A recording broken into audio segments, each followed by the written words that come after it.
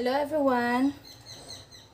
Ngayon po, gagawa po ako ng chicken teriyaki. So, ito po, soy sauce. Lagay nyo lang po dyan sa isang bowl. And then, yung vinegar nyo. Same amount po. Kung 1/4 po yung soy sauce, 1/4 din po yung vinegar. And then, yung inyong honey. Siguro ano na lang to, parang tansya na lang ito.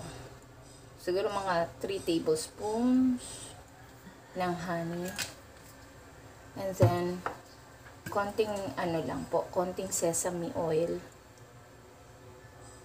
Ayan, siguro mga 1 tablespoons. Right, 1 tablespoon. And then, ito po yung inyong garlic, yung minced garlic, and then yung grated ginger nyo. Tapos, mix nyo lang po iyan.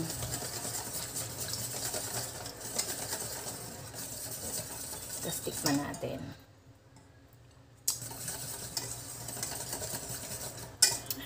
Ngayon, ito po, ano po ito?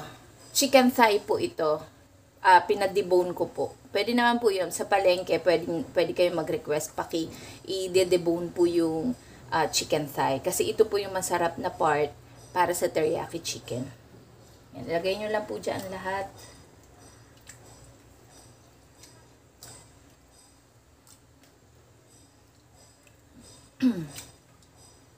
Tapos, ano nyo lang, ganyan lang po. Ayan.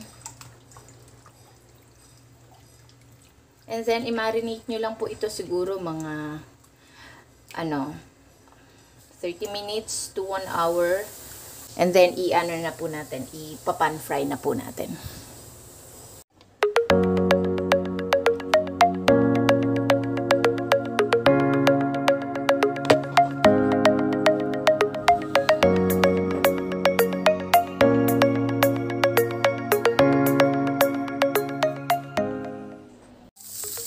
So, ayan po. Ito na po. This is our marinated chicken. Dinrain ko po siya. Tapos, reserve natin yung kanyang marinade. Ayan po. Kasi, gagamitin pa po natin yan mamaya para sa sauce. Ayan po. Tapos, by the way po, nakalimutan kong ilagyan po siya ng pepper. So, hinabol ko na lang. Ipapan fry po natin yan. So, ayan. Dito po sa pan, may butter po. I-pan fry lang natin. Skin side down. Mahinang apoy lang po para maluto ng gusto yung chicken natin. Ayan. Skin side down po.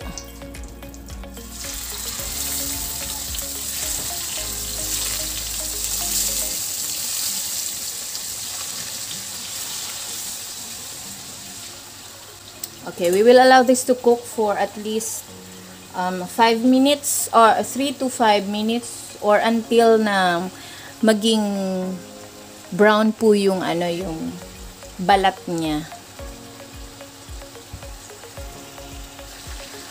So, ayan na po. I-flip na po natin ito. Kasi nakuha ng na po natin. Ayan, ganyan po, oh. Ang ganda ng color. Ang ganda ng color ng kanyang skin. Ayan.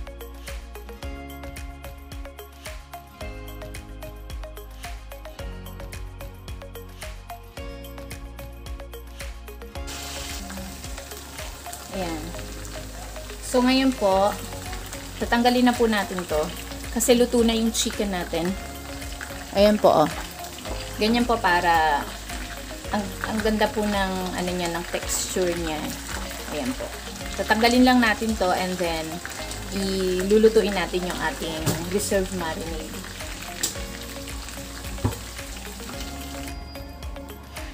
So, ayan po. Dito, sa same pan po, ilalagay natin dyan yung ating reserved marinade. Ito po, oh, yung dinrain natin kanina.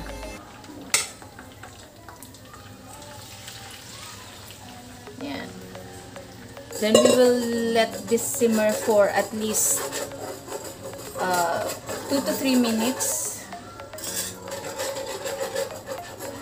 I-scrape nyo po yung mga sunog-sunog sa ilalim kasi i-drain naman natin ito mamaya bago natin i-bubuhos dun sa ating chicken.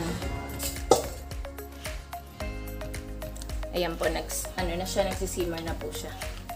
Ngayon, lalagyan po natin siya ng slurry. Kung natatandaan nyo po yung sa pan-fried salmon natin, bumili lang ako ng teriyaki sauce. Pero ito, gumawa na ako ng sarili ko. So, that's my homemade teriyaki sauce. Papalaputin lang natin ito. Lalagay lang po natin, konti-konti lang na slurry kasi baka sobrang lumapot naman. So, habang inilalagay natin ang slurry, continuous ang pag-whisk para hindi mabuo yung cornstarch. Ayan, konti pa. Siguro po mga ano yun, 1 tablespoon lang. Ayan, look. Ayan na po. Ito po yung consistency ng ano natin, ng sauce natin. Ayan po. Kung gusto nyo pa po ng medyo mas malapot, pwede naman pong dagdagan nyo na lang ng ano, ng slurry. Pero kasi yung sa akin, parang okay na po ito. Ayan. So,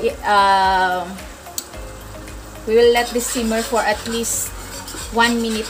So, ayan na po. Pwede na po nating i-turn off yung ating apoy para stop na siya sa pagluto niya.